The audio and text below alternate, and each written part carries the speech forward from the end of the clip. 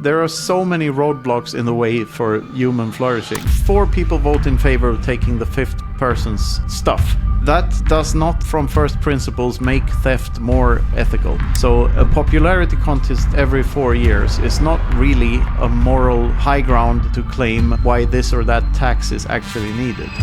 Defunding government is the best thing you can do for humanity. That's what stops the wars. I am not convinced that a pro-Bitcoin president is actually preferable to an anti-Bitcoin one, because the anti-Bitcoin one forces people to stay anonymous and run their nodes. I think AI can be a perfect slave, but it can never be its own master. If we stay in Fiat land, AI is just the Orwellian ever-stomping boot to the face. Because it has to look that way. If we're gonna keep up the illusion of ever-increasing prices, it will centralize money and power, and it will be awful. So I choose the orange way, please.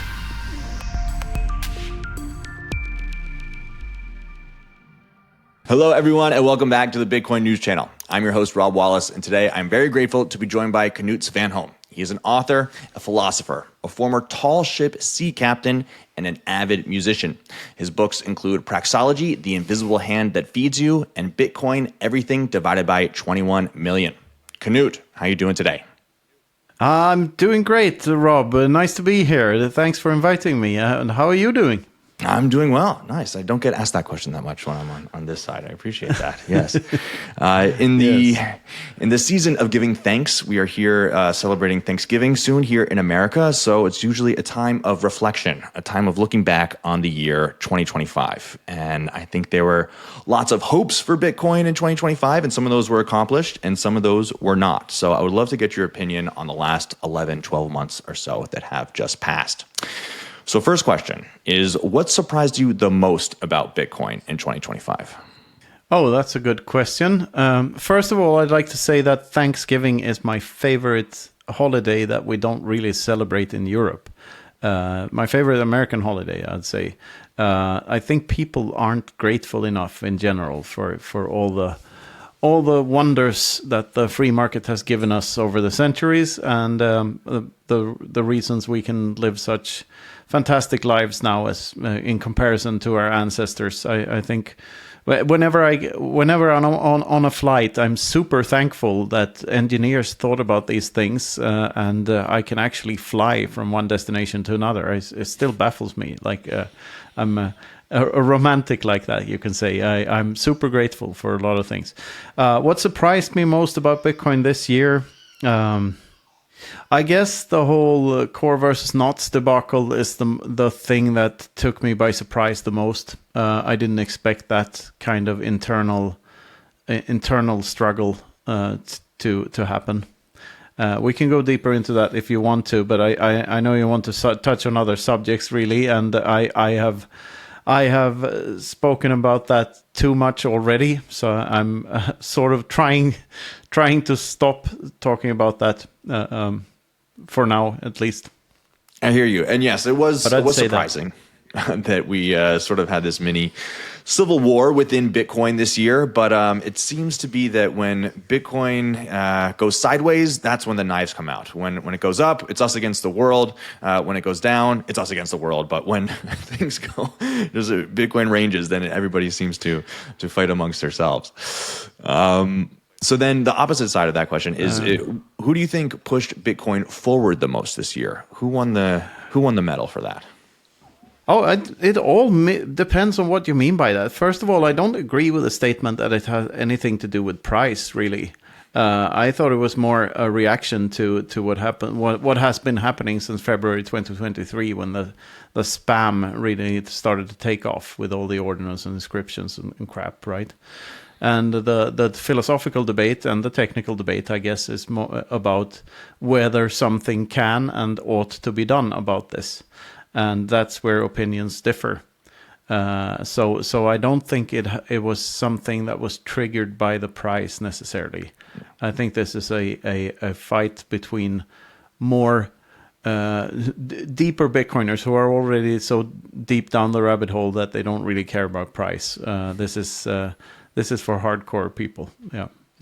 Okay, cool. Well, we can get into the technical and philosophical of core versus not later on, but just on a positive or note. not. Or not. Yeah, on a positive. The thing is, I'd say the same thing. I think it's very positive that this is happening because I think it's sending me a signal that Bitcoiners are still vigilant and willing to take a fight whenever needed, and not just complacent, and are not willing to just let anything pass, which is very, very welcome. I think every Bitcoiner should be happy that this thing is taking place. This was exactly the same thing around the block size wars. Everyone hated that the wars were going on, but in hindsight, everyone loved that they happened because they strengthened the entire system once they were over. And I believe this has the same effect in the long run. It's just when we're in the midst of it, a lot of old friends become enemies because they're on the opposite sides of the debate, and that's unfortunate. But yeah, we'll see. And back during the block size wars, were you more an observer or were you an active participant commenting and offering your opinion on what was going on back then? I was more of an observer in the sense that I wasn't running my own node, but I was definitely commenting on it. And I wrote an article. My first viral article was about how you could get your hands on your own private keys so that you could sell the part of the fork that you didn't like when after the fork had actually happened. So that's the first article that got sort of semi-viral, got like 70,000 reads or something on Medium. And it made me write more. I got sort of encouraged by that, and that it was so few that knew, and so little content in general around how these things worked. So I kept on writing. Nice. And so, yeah, I think that the majority of these 2025 questions will probably revolve around the core versus not, and that has definitely taken up a lot of the conversation in the last 6 months. But the beginning of this year was the inauguration of Trump, of course, and the first Bitcoin-friendly president. And so it seems as if Bitcoiners have gotten very cozy with the idea of Bitcoin and government, but you have taken a stand, as you always have, that Bitcoin is best, or government is best when it's as small as possible. And so, please, I would love to talk to you about the state of Bitcoin government and where Bitcoiners lie on the spectrum now. What's your thoughts? Yeah, I mean, if I am to compare Trump to Kamala, I'd say I prefer pneumonia to bone cancer, but they're both bad. So I don't particularly like any politician in a democratic election. Trump is still, I would say, he's more crypto friendly than Bitcoin friendly, which is very concerning. I am not convinced that a pro-Bitcoin president is actually preferable to an anti-Bitcoin one, because the anti-Bitcoin one forces people to do Bitcoin the right way and stay anonymous and run their nodes and use all the tools and develop new tools for self-sovereignty.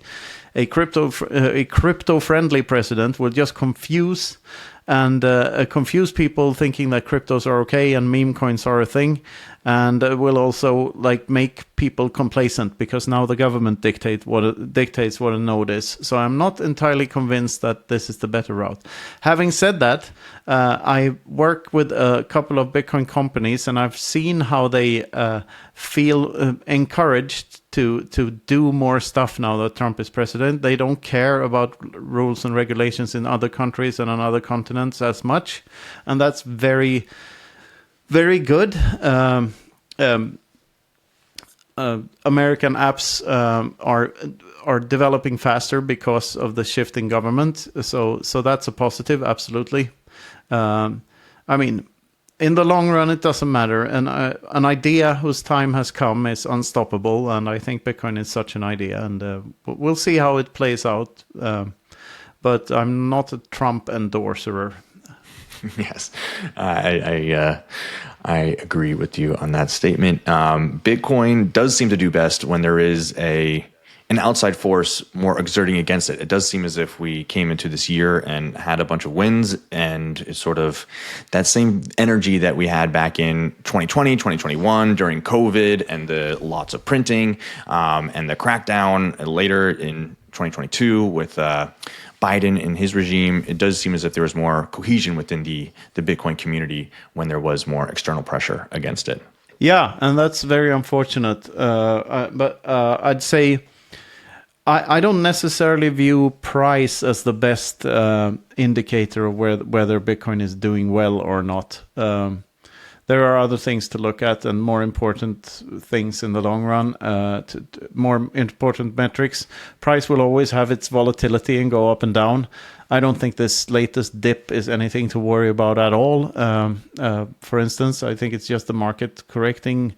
And this happens from time to time, and people always speculate it's because of this, it's because of that. But it's all a big guessing game. And the best advice I can give is still the same advice I gave 10 years ago. Like, sell your shitty money to buy the best money. That's the way you're supposed to play this game. And if you do, you win. 100%. So in a recent podcast you did on the Free Cities podcast, you were talking about that democracy leads to socialism, which leads to totalitarianism. I think that is a shocking statement to many people outside of Bitcoin, but is an inevitable conclusion when you come from first principles. So walk us through the chain of thought that leads to that conclusion.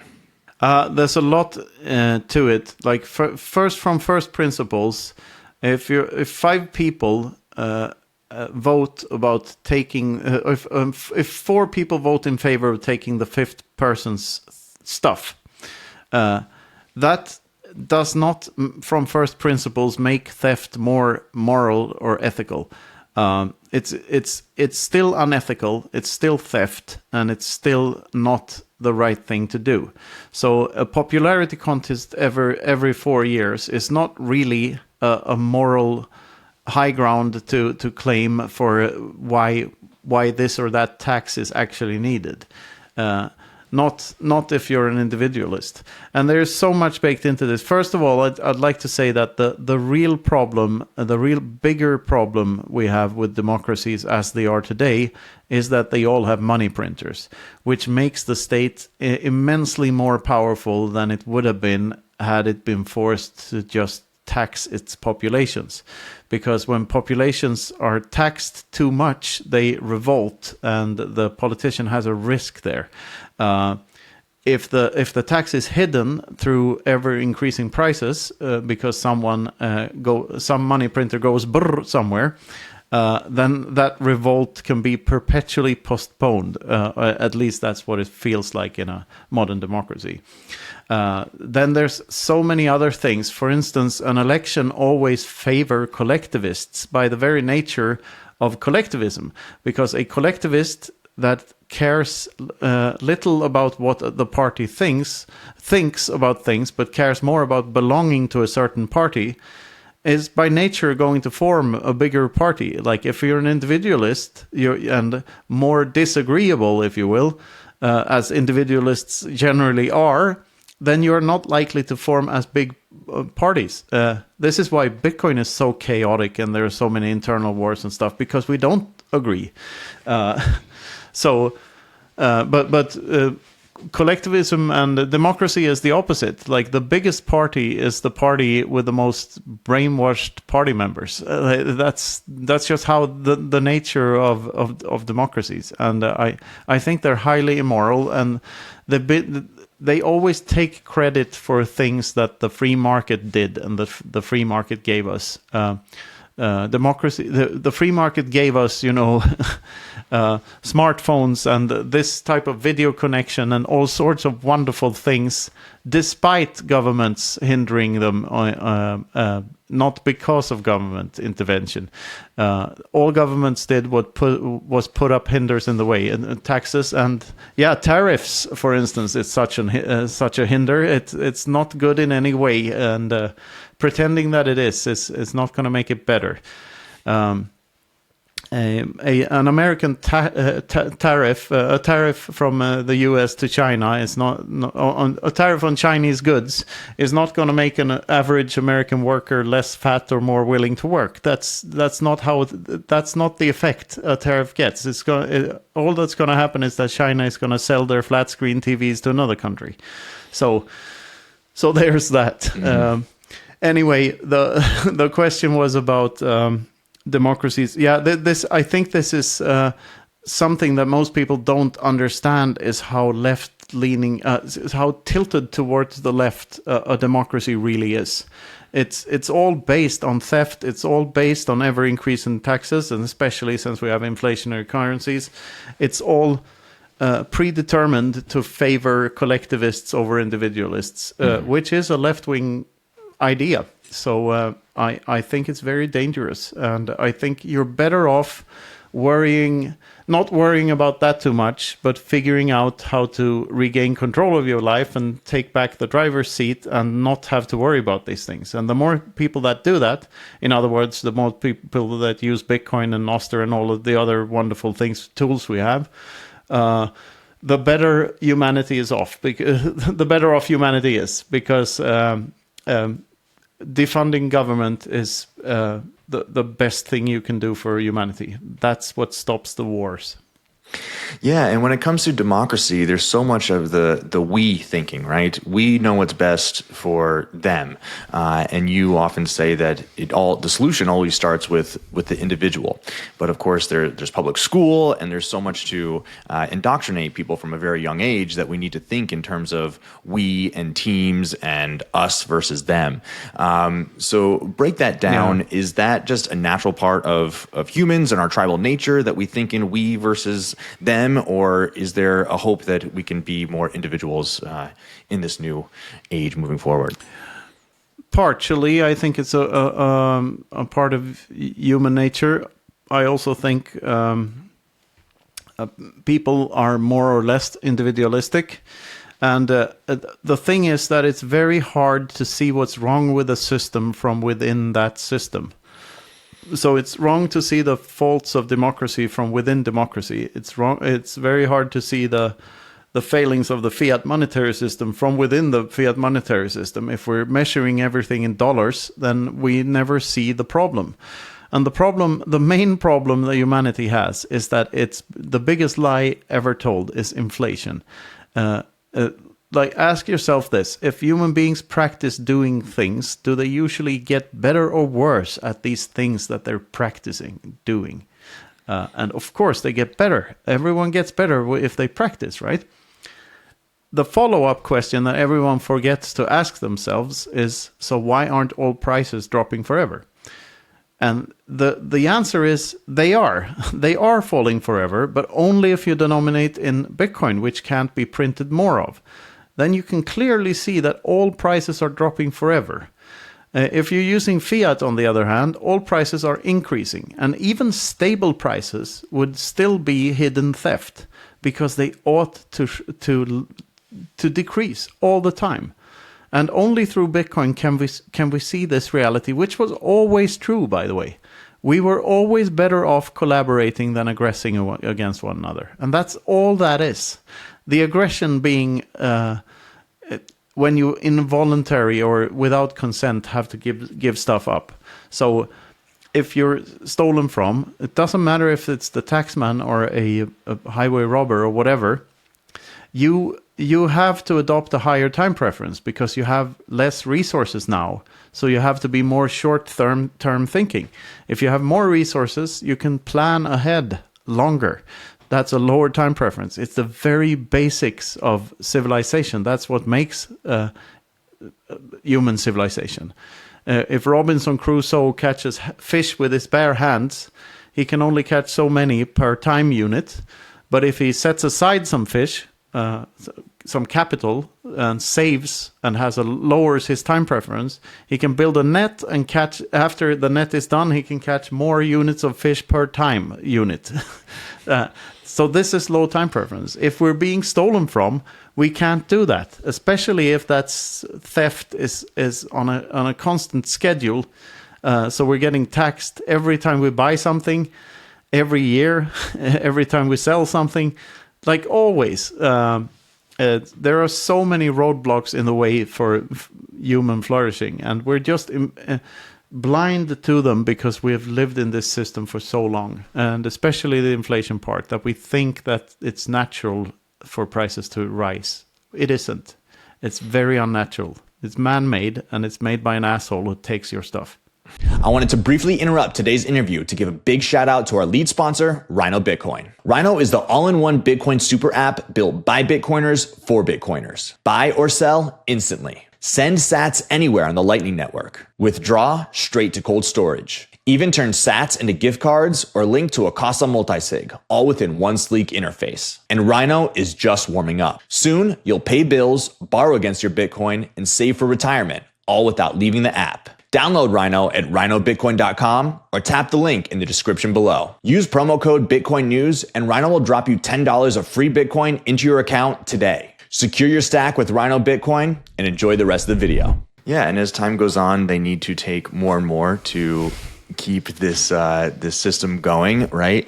And so how do you see it playing out? I mean, we've just hit $38 trillion worth of debt. This is a scary part. Let me just double click on that. That this has to accelerate, because we get better at doing stuff at an ever accelerating rate. The birth of AI, for instance, made us extremely more efficient at stuff. Like, for me to write a book 5 years ago in comparison to now is it's like nothing now compared to 5 years ago. I could churn out a book in no time because I have the AI tools and whatnot. And even if I'm rigorous with it, the process will be faster and it will be better. So we get better at an ever-increasing rate, meaning that the money printing will have to be worse at an ever-increasing rate as we go into the future, because that's the only way to keep up the illusion that prices are going up. Mm-hmm. Which they have to, because money is created as debt whenever it's conjured out of thin air, whenever someone wants to take out a huge loan at a bank, and it needs to be paid back with interest. That interest does not exist. It requires yet another loan to conjure that money up into existence, and so on. So it goes. So we're all on these hockey stick trajectories into hyperinflation. Every fiat currency hyperinflates and dies. It's either that or there's some form of reset. Like in Europe, the euro, for instance, is such a reset. When they see a lot of failing currencies all around Europe, they claim that they got this better thing, but it's just basically more of the same.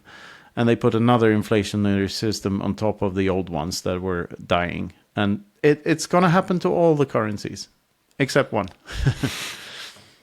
The one you can't print more of.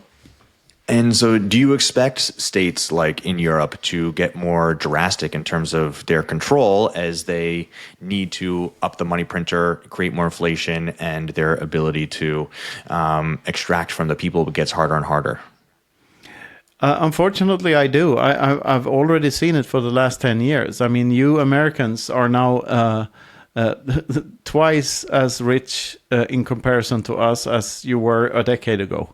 Like, you have double the amount of money, and mostly from just the euro losing value. Like, it's completely depressing to be here and see that play out. The good thing is that I'm already in the lifeboat. I'm trying to onboard as many of my friends and family onto the lifeboat, but not everyone is there yet. And living on a continent that is on a very destructive path, is sad. And in Europe, the bureaucratic machine is very large and slow moving. I mean, all the countries have big governments, big taxes, and we have the EU on top of that. So it's very hard to see a way out of that, except if people take matters into their own hands and start using Bitcoin more. Yeah, and people can now easily take their wealth and move it into Bitcoin, into a completely parallel system. But when it comes to voting with your feet, do you believe that it's those who get out first will be the big winners, or do you think that standing your ground and staying where you were born, per se, and fighting for what you believe is truth is the better option? Very hard to tell in the long run. I mean, for me, it's very tempting to move to El Salvador. Because of the way things are going in Europe. In El Salvador, I'm treated with respect, and here in Europe, I'm treated with suspicion, to say the least. So I do feel the urge to move there to where everyone is optimistic, and even though it's a poorer country than most countries in Europe, every vector is going up there, and all the vectors are going down here. However, I still know that Bukele might not last forever. It seems good right now, but he may be overthrown or get some bad ideas at any point. You never know with these guys. Historically, Central American countries have been kind of unstable. So there's that. So it's sort of impossible to say if it's better to stay and stand your ground, or if it's better to leave and vote with your feet, as you say. A bit of both is needed. I mean, even though I might not necessarily want to stay and fight and sacrifice my children, I do want Europe to survive, and I don't want another war in Europe. I don't want any of these beautiful cities that are around here. It's still the most beautiful continent on Earth, and I want it to remain that way. Mm-hmm. So, hard to tell. Yeah, and one thing I've heard you say is that to have Bitcoin really click, you have to understand that fundamentally government is not your friend. What do you think is the cognitive dissonance that keeps people from understanding that basic fact? I mean, it's such a hard pill to swallow for most people, because most people have a high trust in institutions, and some of them for good reason, because they've grown up in countries that have been relatively stable for many, many decades, and where you were able to flourish and able to live better lives than your parents for a long time. However, it was always an illusion, especially after 1971, which Bitcoiners know why.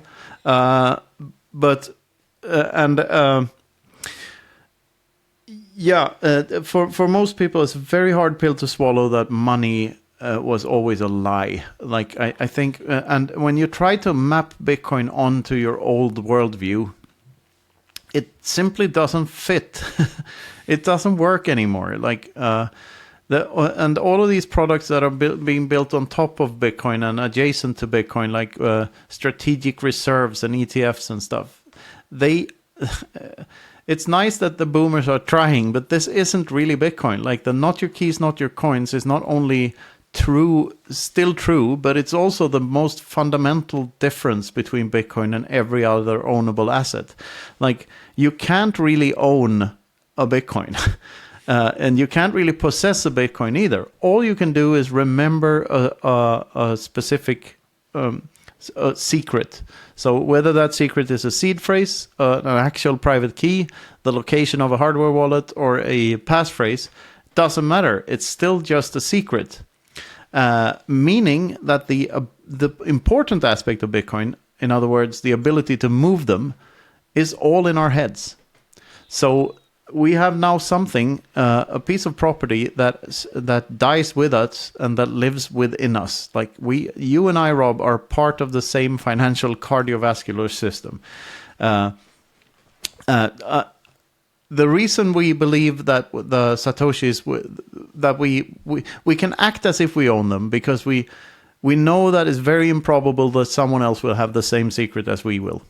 And we also know that it's very improbable that the system will change to such an extent that the 21 million cap will ever change. And the reason for that is the game theory that's built around, and the incentive structure. These are the only rules that in the world that were provably cheaper to follow than to try to break. It's very costly to try to break Bitcoin. So when we know all these things, we can act as if we owned our Bitcoin, and we can use them as appreciation for other people's goods and services. In other words, as money. And Bitcoin so blatantly pointed out to everyone that money never needed to be anything else than just showing a specific amount of appreciation for another human being. And that's so... It's so mind-blowing when you think about how deep that is, because it's the cliche I use in my talks is the Beatles were right. All you need is love. We just hadn't found the right equation for it back in the 60s, and now we have. And it's super simple. If human beings collaborated instead of aggressed against one another, everyone would be better off. We're better off if we're nice to one another than if we're dicks to one another. How fucking hard can that be, really, to understand? And apparently it's very hard, because we've lived in a world where you made more money being a dick, or being a semi-dick, or even an asshole. And excuse my French on this pod, but that's what we've been living in for a very long time. Yes, and I mean, I love your philosophical takes on Bitcoin. My question for you, on a personal journey, were you always thinking like this, or did it take Bitcoin to be the final piece in the puzzle to really get this philosophical view of the world? Yeah, I was always a bit of a philosopher, I guess, and a bit of a thinker, but I was never appreciated as one until I found Bitcoin, of course. And I writing about Bitcoin and talking about Bitcoin at all of these conferences and doing all these shows and interviewing people, all of that has sort of helped me distill my thoughts into the very essence of what this philosophy is. And I think the perspective is valuable to other people, so I'd like to spread it even more, because, yeah, and I like ranting about Bitcoin and philosophy and humans ought to be nice to one another. I like that stuff. It makes me feel good. I think that's a good thing for me and my children. First and foremost for my children and their generation. And now I have, like with all the tools we have today, I have all of the, 180 episodes of the Bitcoin Infinity show now, and the entire Bitcoin Infinity Academy, where we talk about every single chapter of every single book I've ever written and do a deep dive on all of them.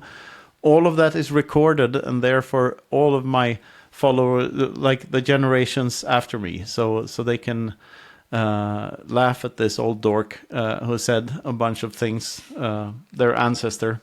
I mean, what better legacy could I even dream of? It's just I'm very happy that I get to do this, and I feel very thankful.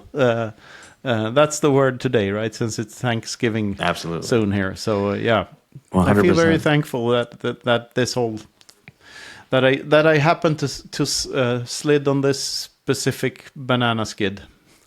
Yeah, and I mean, Bitcoin touches so many different aspects of the universe, life, math, philosophy, of course. And when you're writing a book like this, I mean, you touch on so many different aspects of Bitcoin, right? So when you're writing a philosophy book, how do you organize your thoughts? How do you put it all together, and how do you know you're on the right track? Oh, that's a good one. I guess for the first 3 books, the answer is simple. I don't. So the first 3 books, including everything divided by 21 million, they're much less structured than Praxeology and the Inverse of Clown World. And a lot of the magic happens in the editing.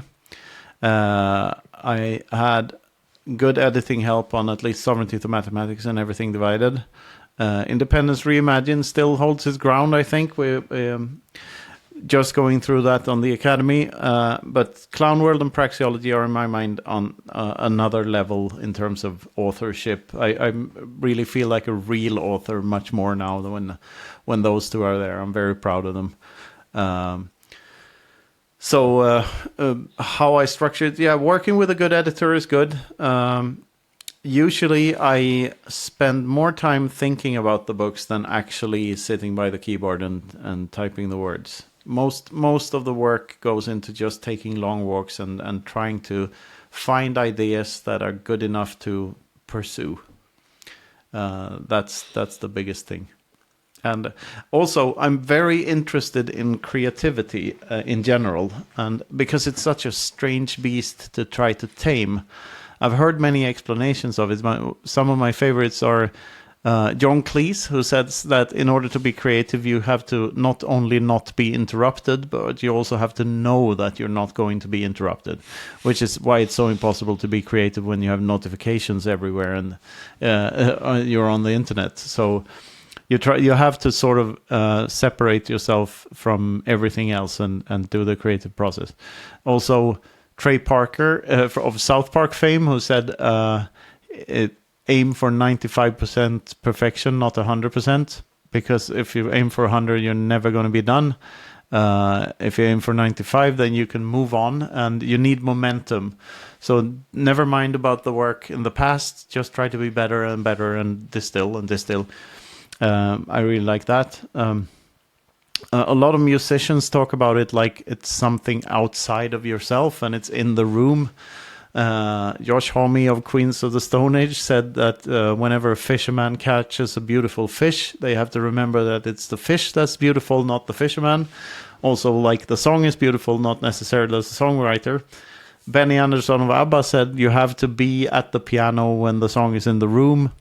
Like all of these things, I really they resonate with me because that's what it feels like to me to be creative. Like when I'm in that zone and when I'm in the creative flow and when I'm writing, it feels like someone else is doing it. It feels like I'm just channeling something. I don't necessarily believe that, but that's the feeling you get when you really let yourself be creative.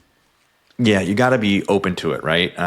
You need to let it come to you. We try to force so much in this day and age that it's really hard to, as you said, with all the notifications, distractions, to let that intuition and inspiration flow through you. And you said, and that also there's another thing on that. There are many different types of books, and if you're writing a very specific book, then you can do the whole index first and line it out and just start writing chapter by chapter, right? But I really like, and praxeology is sort of like that. My other books, though, are more stream of consciousness. I don't really want to know where the book is heading. I don't really want to know what the book is going to be. I want the book to reveal itself to me rather than the other way around. Mm-hmm. Because I love that process more. Like I like figuring out what it is rather than planning out what it is. And I think a lot of people get writer's block because they think they have to decide what it is and then write it. And I'd say just write and just let your brain go wherever it wants to go and figure out what the hell it meant afterwards. Yes, let it reveal itself. One interesting thing you said before is that you could write a book much faster now with AI. So in terms of your creative process, are you experimenting with AI and how's that going? I can get a lot of help from it, and every author who says they don't is a liar, I assume these days, because it's so easy and it's such a powerful tool. The trick is to know when to not use it, and the trick is to when to tell it to fuck off, and that's same goes for Grammarly and all these other tools you have for spelling and grammar and whatever. It's easy to lose your voice in it, and that should be avoided at all costs, I think. So the question I have with AI, so having used it yourself and experimented with it, a lot of people still say, oh, it's nothing, it's just a stochastic parrot, it's just a chat box that will repeat back to you what you put into it. But a lot of others, including Jeff Booth, your good friend, thinks that it is going to absolutely everything, and we are going to live in a rapid deflationary future, and that the whole entire social contract is going to need to be rewritten. Are you a believer of that? I'm somewhere in between those two positions. I think the AI can be a very, very, if not the perfect slave, but it can never be its own master.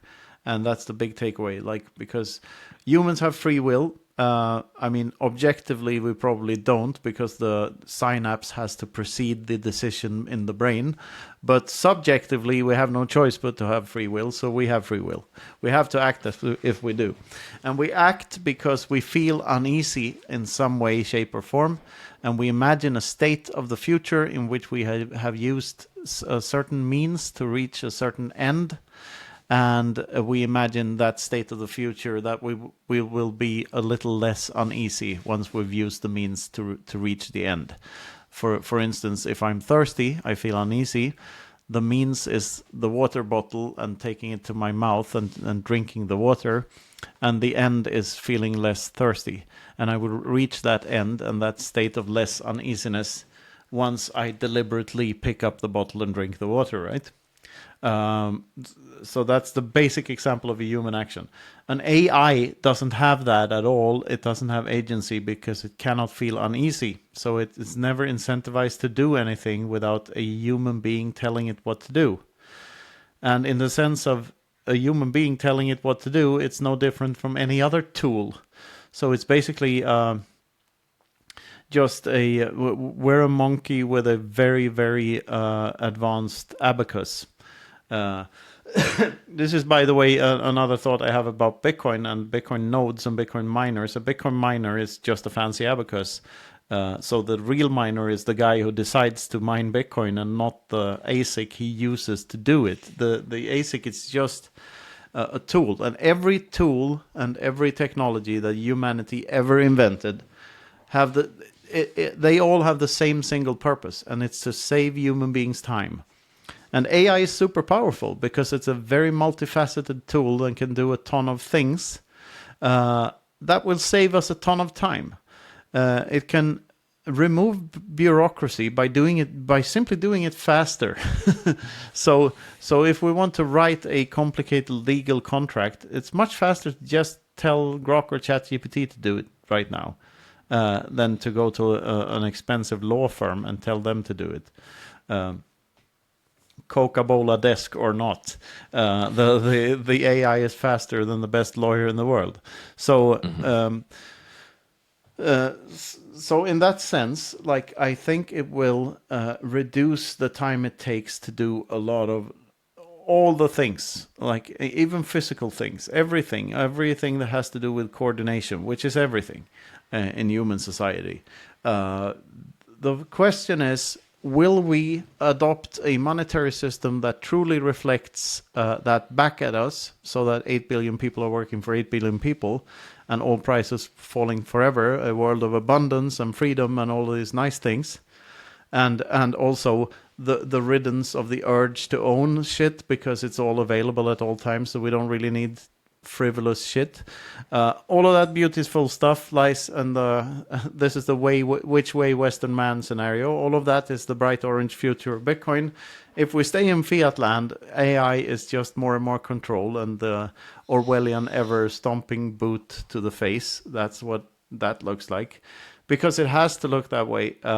If we're going to keep up the illusion of ever increasing prices, even though we have AI, then that's what AI will lead to. It will centralize money and power into very few hands, and it will be awful. So I'd choose the orange way, please. Yes. Another thing that AI is definitely going to change very quickly is education. You are teaching yourself. You've taught at Plan B Network at the business school, correct? Talk about being a teacher and how you think that students should learn in this age of AI, when a paper can just be written with a single prompt. Yeah, first of all, what I hope will happen, and what I think will happen to clever educational programs such as Plan B's one, is that we're going back to a world where teachers are not mainly evaluators of the students, that gives them grades and stuff, but that they are actually people you can talk to and that will tell you how to learn stuff, useful skills, which is what their original intention was. Nowadays, schools are just like, you need to go to this school to get this paper here, to get qualified to do this and that. All of that sort of goes away with technology, inevitably. And I just see my kids do their homework and asking ChatGPT or Grok about everything. And, you know, I saw it today. My son asked a chemistry question to ChatGPT in English, and then a follow-up question with some Spanish words in the English sentence, and it gave him an answer to do the Spanish homework, even though less of the sentence was Spanish than English. So it's just figured it out. Other kids must have done it before. It was trained to do this. It's beautiful, and it sort of obsoletes all of this. The notion that you have to sit in a classroom and listen to a boring lady for 5 hours a day. That's just simply not true anymore. Everyone can learn whatever they want on the internet. That's already true. Like all of the basic subjects, maths and physics and stuff. There are countless resources, and they're great. So go out and learn things. It's great. You can become MacGyver, the people who do things and know things get ahead faster in life than people who don't. So it's all good. Yeah, and one of the beautiful things about being able to go anywhere and learn anything is that different locations around the world can now experiment with different ways of being, right? And you have been lucky enough to see these places like Lugano, El Salvador, Madeira, these cultures that are really embracing Bitcoin. And explain to people who haven't been to these places what it's like on the ground to be in a Madeira compared to a Barcelona. Well, the vibe is completely different because there are Bitcoiners there, so there's optimism in the air there. So it's friendlier, and also the conversations you have with other Bitcoiners are usually less shallow, I'd say. You skip the small talk about the weather and how your car is running these days, and you get into Hegelian philosophy and the expansion of the universe or whatnot in seconds, and I love it because I'm a nerd. But also, all the financial troubles you have go away because there are other Bitcoiners around, and the more they are, the more powerful it is. It's sort of like Metcalfe's law: the value of a communications network is equal to the square of its number of users, and that's very true for local Bitcoin communities because there's always a guy that has fiat. If you need fiat, then you can always solve it with sats. There's always a guy that has sats, and there's always someone willing to do whatever. It's much more well-oiled, and it's much more permissionless, and it's much better in every sense of the word. So yes, I expect these things to pop up in more and more places, and I expect them to grow fast because these communities will be wealthier, they will be freer, they will be happier, they will be all the good things. Absolutely. I just hope that they won't be violently taken down by evil government agencies. So far, so good. Let's see how many Bitcoin circular economies, as they're called, we see in the future. I have high hopes for them.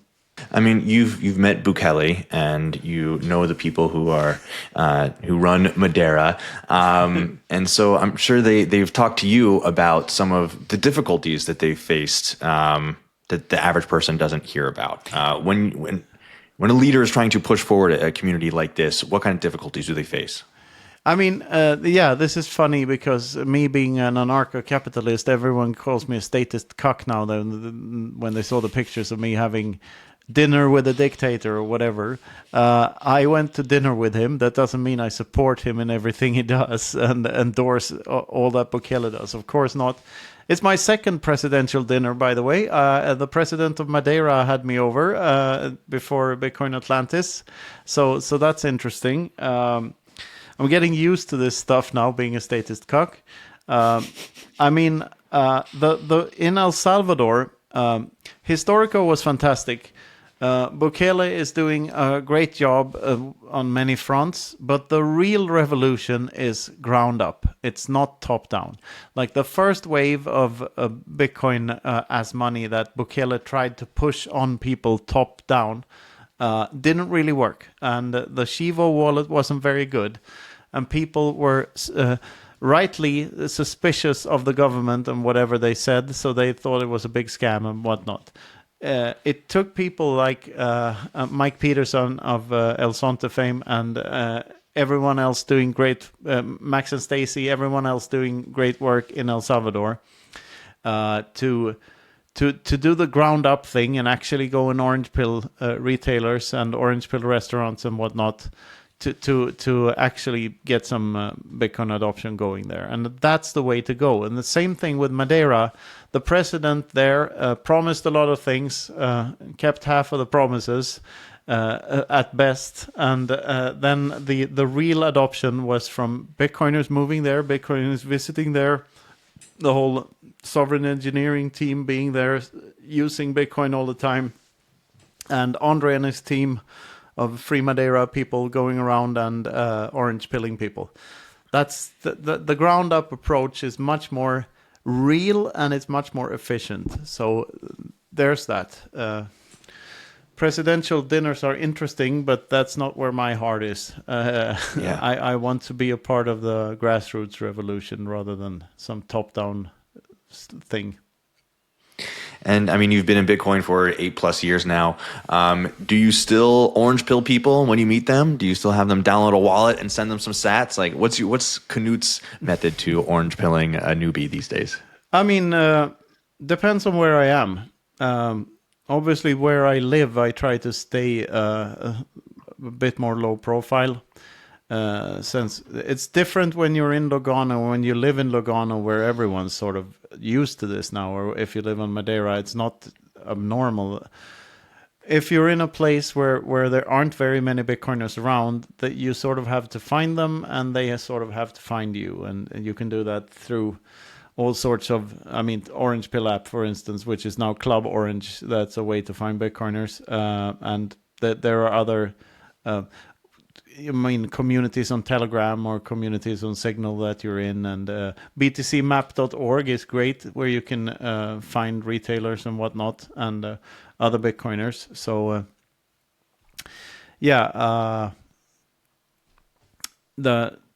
so it depends on where I am is the answer to that. There are many people that I know a lot of people that are much better on the ground orange pillars than I am. I think I'm better at like sitting here producing content here or standing on a stage somewhere than actually talking to cab drivers and such. That's not something I do super often. I hear you. Well, what's amazing here in America, I mean, the Square merchants just got turned on, right? They can accept Bitcoin now. And so I think that gives a different level of incentive for us Americans to go out to our local bakeries and barbershops and say, hey, do you know that you can accept Bitcoin now? I mean, it completely changes the game when it makes it that easy. No, and really Americans in general are very open to just start a conversation with someone. You know, I come from Sweden, where people, like, we didn't have social distancing because when people said you have to be 2 meters apart, then people were like, why do we have to stand so close? It's people are naturally loners in a way that they aren't in the US. I mean, US, I find people talking on the bus and stuff to a much larger extent than in certain parts, especially Northern Europe. Here in Spain, people are much more talkative, but Northern Europe for sure is more quiet than the US. Yeah, I hear you. And so you are always on the global Bitcoin circuit. You're going to all the conferences. 2026 is coming up. What sticks out on the calendar? What events are must-goes? And anybody who hasn't been to a Bitcoin event before, why should they go? And which ones are the most important? All right, that's a very good question. So, and there are so many to mention. 2026, I'm starting out by going to San Salvador in the end of January for the Plan B Forum there, which is a very good conference. It's the same one as in Lugano, but with a San Salvador flair, you could say. In general, a very good conference, very high level in terms of speakers and attendees. Nice nice venue, nice conference in general. Then there's what else am I going to after that? That's a good question. Yes, I'm going back to Dublin. I was in Dublin this year. So this year, maybe I should start with this year, the past year, what has happened. I went to first I woke up on New Year's Day in Miami after Sailor's New Year's party, and then it was Colombia. Great conference that's happening this year again. I'm probably not going this year, but it's a great one. I recommend it. Medellin, very good conference, Bitcoin Medellin. And then Plan B Forum, San Salvador. Then last year I went to Sydney, Bitcoin Alive. I'm only do that every 2 years because it takes 2 years for me to forget how horrible the flight is. But that's a great one. I've been to that twice. I can highly recommend it. The Australian Bitcoiners are great. The community is fantastic down there, and the event itself is fantastic. Then it was Ireland. Ireland was great this year. And I'm going back this year. It's bigger this year, I think 4 days. After that, I'm going to Madrid in May. Mad Bitcoin, a very good name for the conference. It's the first one, the first English-speaking one in Madrid. Looking forward to that a lot. After that, there's BTC Prague, of course. BTC Prague this year is... I'm going to that one. Don't know any specifics about that one yet, I'd say. Last year, or this past year, I went to Miami after Prague, and then to a conference in Alberta, a conference in Calgary. That was Bitcoin Rodeo, so that's a good one too. After that, at the end of the summer, there might not be a Baltic Honey Badger this year in Riga. Otherwise, I highly recommend that. But there will be a BTC Hell, and BTC Hell in Helsinki. Well, the second edition of that will be slightly bigger than this was a conference that I helped co-organize with my business partner Luke, and we. A fantastic event in the middle of Helsinki. We had like 800 attendees. It will be 1,500 this second year. This year it'll be in September 2026. So yeah, you should check that out. Definitely. Biggest one in the Nordics. And after that, it's Lugano again, I guess. Lugano is usually at the end of October. That's always a good one. Oh, this year I went to Bulgaria and Prague before Lugano. The Bulgarian conference is a smaller one, but a very, very pleasant one. Very nice community of Bitcoiners over there. So if you have a chance to go there, sure. I mean, there's, as you hear, there's a ton of them, and I haven't even mentioned the American ones. You have better finger on the pulse there. I didn't go to Amsterdam this year, and I didn't go to Nashville or Las Vegas last year because I'm sort of don't want to be in that camp anymore. I'm trying to avoid Bitcoin conferences that endorse shitcoins or shitcoin apologists or politicians. Not really interested in that.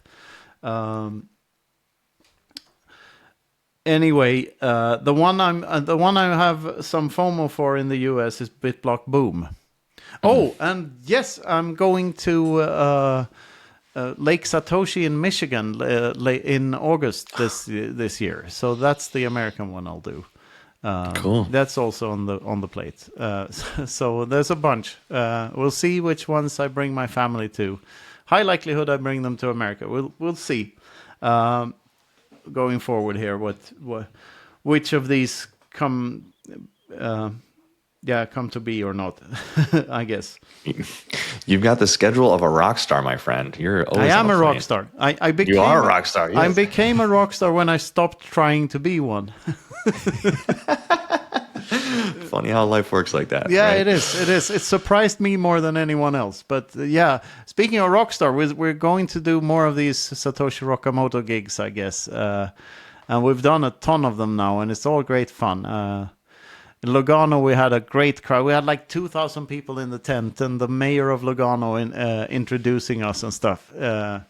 And the Nevermind, this version of Nevermind consisted of me and Luke and Samson Moe on second guitar and Marty Malmi on drums.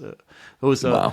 Marty Malmi is the second guy who ever talked to Satoshi, and he's one of the best multi-instrumentalists in the Bitcoin space, and Wow. it's so good. Yeah, I'm very happy to just happen to be in the center of that.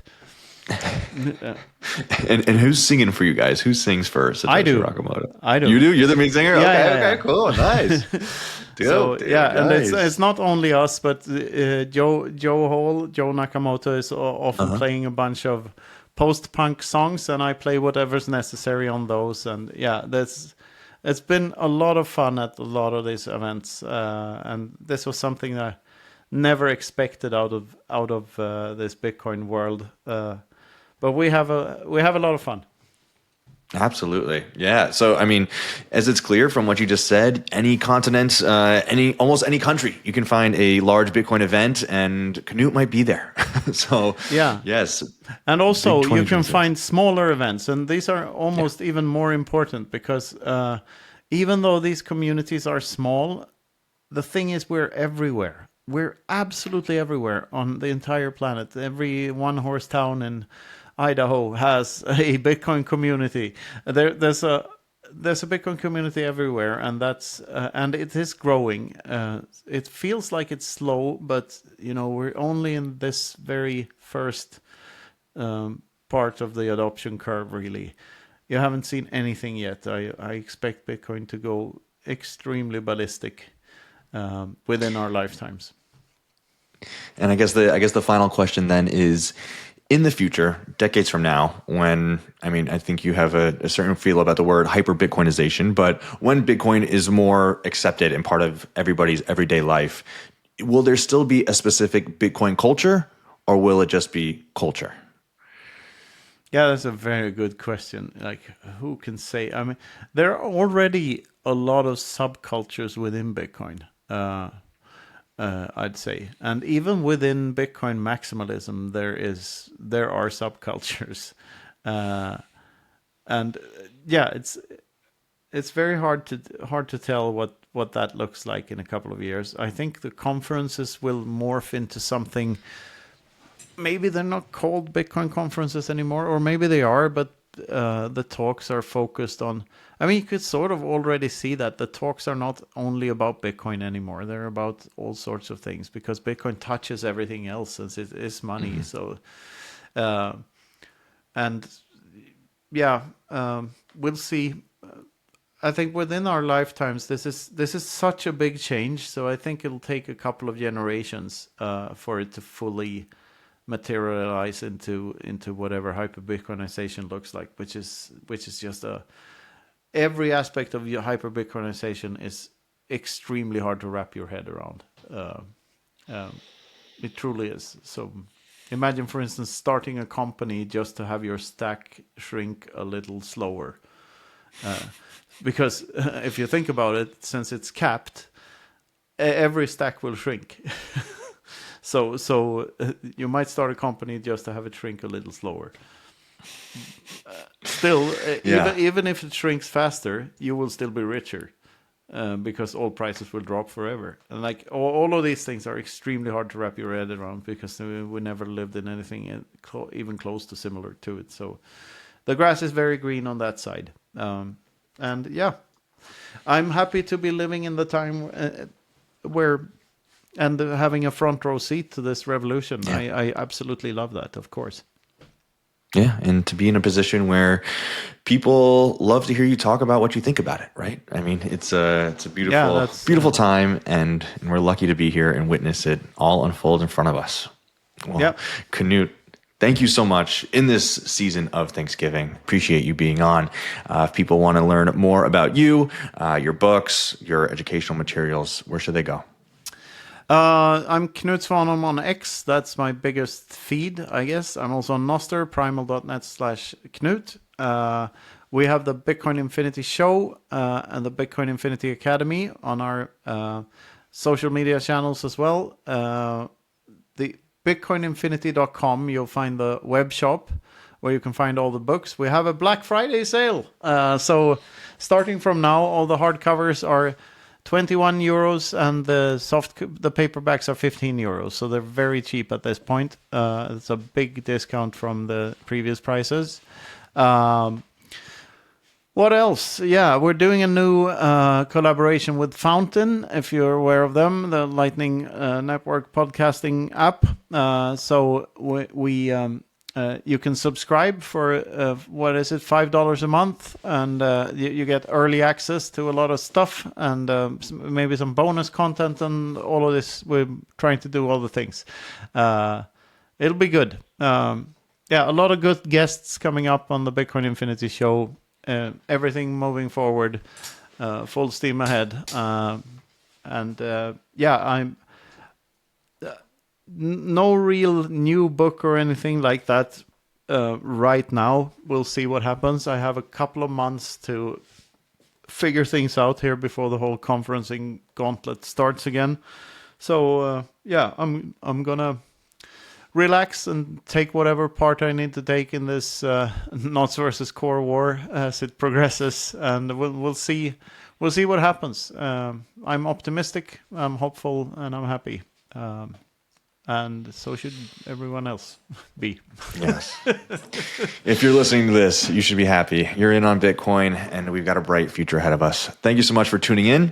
Knut, I'd love to run into you on the road. I'm sure we will at some point in 2026. And until then, everybody, have a good one. Bye-bye. Thanks for making it to the end of the video. If you could drop a like and a share, it would help in our mission to accelerate adoption. If you're looking for more Bitcoin signal, join over 10,000 readers of our newsletter, Bitcoin News Weekly. Every Monday morning, we send out the biggest headlines of Bitcoin to keep you in the know in under 5 minutes. Links below in the description. Then come hang with us live every Monday at 11 a.m. Eastern. We break it all down live on stream with a new guest, and you can add your 2 sats in the chat. See you next week.